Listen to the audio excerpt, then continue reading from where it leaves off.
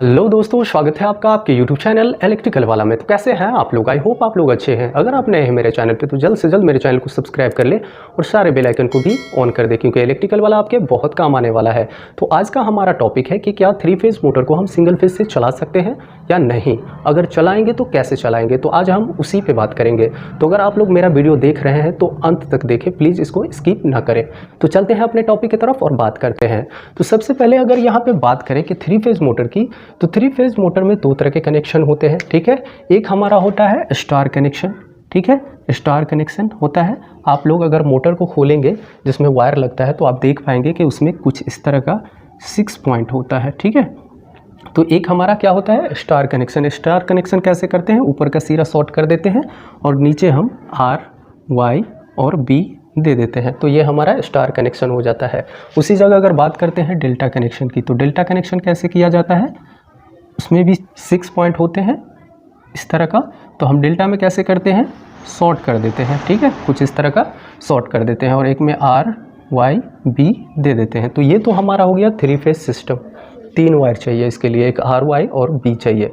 लेकिन हम यहाँ पे बात कर रहे हैं कि हम सिंगल फेज़ के से इसको चलाना है हमें, तो क्या हम चला सकते हैं? तो बिल्कुल चला सकते हैं। और वो कैसे चलाएंगे, उसके लिए क्या क्या चाहिए? तो सबसे पहले अगर बात करते हैं कि अगर 3 फेज़ मोटर को हम सिंगल फेज़ से चलाना चाहते हैं तो हमें एक कैपेसिटर की ज़रूरत पड़ेगी। ठीक है, कैपेसिटर आप लोगों को पता होगा इलेक्ट्रॉनिक्स डिवाइस है जो चार्ज को स्टोर करता है। अब हम यहाँ पे बात करते हैं कि हम मोटर को कैसे चलाते हैं। एक तो क्लॉकवाइज चलाते हैं, एक एंटी क्लॉकवाइज चलाते हैं, यानी मोटर सीधा भी नाचता है और उल्टा भी नाचता है। तो अगर हम बात करते हैं क्लॉकवाइज की, तो क्लॉकवाइज के लिए हमें मोटर को डेल्टा में कनेक्ट करना पड़ेगा। ठीक है, और डेल्टा में हमने मान लेते हैं ये हमारा मोटर है, हमने डेल्टा में इसको कनेक्ट कर दिया है और इसमें से कुछ इस तरह का हमारा वायर निकाल देते हैं। ठीक है, और हमारे पास जो कैपेसिटर है वो किसी 2 में हम कनेक्ट कर देते हैं सीरीज़ में। मान लेते हैं ये हमारा एक फेज है और एक न्यूट्रल है। अगर सिंगल फेज़ की बात करते तो हमारे पास 2 ही वायर होते हैं, एक फेज़ होता है, दूसरा हमारा न्यूट्रल होता है। अब इसको कैसे कनेक्ट करें, तो सबसे पहले फेज़ वाले सिरे को हम यहाँ पे कनेक्ट कर देंगे। ठीक है, इस साइड करें इस साइड करें कोई दिक्कत नहीं है। उसके बाद जो न्यूट्रल है वो हम न्यूट्रल को हम R के साथ कनेक्ट कर देंगे। तो ये जो हमारा मोटर है वो क्लॉकवाइज घूमने लगेगा। ठीक है, ये क्लॉकवाइज घूमेगा कुछ इस तरह से। ठीक, अब हम यहाँ पे बात करते हैं कि हमें मोटर को एंटी क्लॉक घुमाना है। तो एंटी क्लॉक घुमाने के लिए आप स्टार में कनेक्ट कर दें। ठीक है, ये हमारा स्टार कनेक्शन है और ये हमारा डेल्टा कनेक्शन है। ठीक है, तो स्टार में हमने देखा पहले ही कनेक्ट कर दिया है, तो उसमें भी हमारे 3 वायर होते हैं। आप इसको नीचे ले लें, ठीक है, समझने के लिए। तो यहाँ पे देखिए इसमें भी आप वैसे ही करें, आप यहाँ पे कैपेसिटर लगा दें। ठीक है, और एक आपका कोई भी एक फेज़ रह गया, ये दोनों तो एक साथ हो गया। तो आपके पास 2 वायर आएंगे सिंगल फेज़ से, एक फेज़ आएगा और एक न्यूट्रल आएगा। तो आप इस फेज़ को किसी भी एक में जोड़ दें, इधर जोड़े कोई दिक्कत नहीं है। उसके बाद ये जो एक आपका फेज़ है, ठीक है, ये आपका फेज़ है वो न्यूट्रल के साथ जोड़ दें, तो ये आपका एंटी क्लॉकवाइज घूमेगा। ठीक है, एंटी क्लॉकवाइज घूमेगा, यानी कि कुछ इस तरह से ये हमारा मोटर घूमेगा। अब हम यहाँ पे बात करते हैं कि हमें कैपेसिटर तो चाहिए, लेकिन कैपेसिटर कितना का चाहिए, है ना। दूसरी बात कि क्या मोटर को 3 फेज़ मोटर को इस तरह चलाना सेफ़ है या नहीं। तो हमारे पास 2 तरह के क्वेश्चन आते हैं दिमाग में। कैपेसिटर चाहिए, कितने का चाहिए, ठीक है, कितने माइक्रोफैराड के चाहिए, और उसके बाद अगर बात करते हैं क्या ये सेफ़ है या नहीं, उस पर भी बात करते हैं। तो सबसे पहले बात कर लेते हैं कैपेसिटर की। तो मान लेते हैं आपके पास 220 वोल्टेज है, ठीक है, और आपका मोटर है जो 1 किलोवाट का है। ठीक है, मोटर की रीडिंग किस में होती है, किलोवाट में।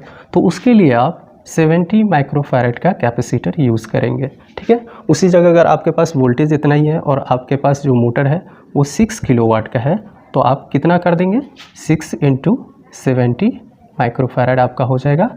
तो आपका कितना होगा, तो आपका 42 माइक्रोफैराड हो जाएगा। तो आपने सिंगल फेज़ में मोटर को चला दिया। उसके लिए कैपेसिटर कितना का चाहिए आपने वो भी देख लिया। अब हम यहाँ पे बात करते हैं क्या ये सेफ़ है या नहीं है सेफ़। तो यहाँ पे देख लीजिए, सबसे पहले अगर इफ़िशेंसी की बात करें, मोटर की इफ़िशेंसी कैसी रहेगी अगर सिंगल फेज़ से चलाएंगे, तो ये तो ऑब्वियसली आप लोगों को पता चल गया होगा कि एफिशिएंसी ऐसे ही घट जाएगी। उसी जगह अगर बात करें कि इसको चलाएं तो कितने पे चलाएंगे तो ये सेफ़ होगा। तो सबसे पहले बात कर लेते हैं, किसी भी मोटर के नेम प्लेट पे देखेंगे तो आपका FLC लिखा होता है, यानी कि फुल लोड करंट। इस मोटर का मैक्सिमम लोड करंट क्या है? मान लेते हैं इस मोटर का मैक्सिमम लोड करंट 6 एम्पियर है, यानी कि ये 6 एम्पियर लेता है। तो आपको मोटर को अगर सिंगल फेज़ में चला रहे हैं तो 5.5 पे चलाएँ एम्पियर पे, तो आपका मोटर ठीक रहेगा, नहीं जलेगा। आपको लोड भी कम ही देना है। अगर इससे ज़्यादा लोड देंगे तो आपका मोटर डैमेज हो सकता है। और सबसे ज़रूरी बात यह है कि हम 3 फेज़ मोटर को सिंगल फेज़ में क्यों चलाएं? तो ये हम इमरजेंसी के केस में करते हैं, ठीक है। इमरजेंसी के केस में अब मान लेते हैं कभी कभी क्या होता है, आप किसी फैक्ट्री में काम कर रहे हैं तो वहाँ पे 3 फेज़ आ रहा था बट अब नहीं आ रहा है, तो आप सिंगल फेज़ में मोटर को चला करके काम थोड़ा सा ले सकते हैं। दूसरी बात, आप कहीं पे मोटर ख़रीदने गए तो हर जगह पे तो 3 फेज़ होता नहीं है, तो आप 3 फेज़ का मोटर ख़रीदने गए तो वहाँ पे आप कैसे चेक करेंगे? तो आपके पास एक तरीका ये भी है कि आप कैपेसिटर लें और सिंगल फेज़ से आप 3 फेज़ मोटर को चेक कर लें। तो आई होप आप लोगों को अच्छी तरह समझ में आ गया होगा कि 3 फेज़ मोटर को सिंगल फेज़ से कैसे चलाएं। और आप लोग एक चीज़ का ध्यान रखें कि ये हम इमरजेंसी के केस में करते हैं, हमें इमरजेंसी के केस में ज़रूरत पड़ती है। फिर भी कुछ रह गया उस टॉपिक के रिलेटेड तो आप नीचे कमेंट बॉक्स में कमेंट कर सकते हैं। मिलते हैं आपसे अगले वीडियो में अगले टॉपिक के साथ, तब तक के लिए बाय बाय, टेक केयर।